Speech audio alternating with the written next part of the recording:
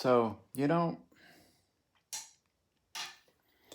Anna, yeah, you talked about the Holocaust and how Americans, basically the world, treated that incident until it was way too late because they didn't want to get involved.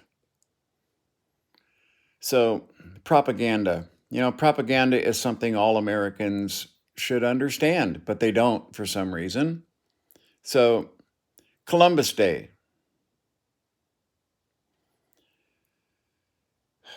I don't know.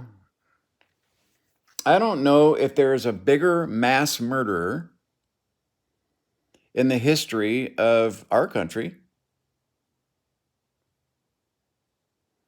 who killed more human beings, especially for profit, right? Stacking African prisoners like cordwood in the bottom of his ships. It was said that sharks followed his ships from the blood seeping out of them, and that as they died, they would be thrown overboard, and the sharks just learned that that's how it happened. There's another asshole that everybody's like, oh, John Muir, he was such a great artist, John Muir. Well, if you read anything about John Muir, this is John Muir here. So John Muir reminds me of Christopher Columbus. This is a note I wrote to myself. When Muir found Yosemite, he said of the Indians that lived there, the specimens I had seen were most ugly, and some of them altogether hideous. Somehow they seemed to have no place in the landscape. And then had the military removed them from the area after they had occupied the land for 3,000 years. John Muir did that.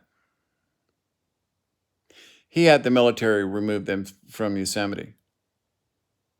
Is that sad? Huh? How many Americans know that? So they went from Yosemite, pushed into a fucking desert in Nevada.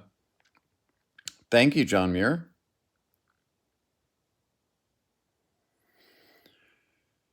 They'd occupied that land for 3,000 years. This is why I talk about my ancestries right out here on the Pitt River. That was their land. It was just taken. And they weren't a violent tribe, yet the government paid bounties to have them scalped. It was to get rid of them. It was a terror campaign. Worse, just as bad as ISIS or Hamas. Okay? Never forget that. Never forget what humans can do to humans. And that if you don't understand the past, again, you're condemned to repeat it.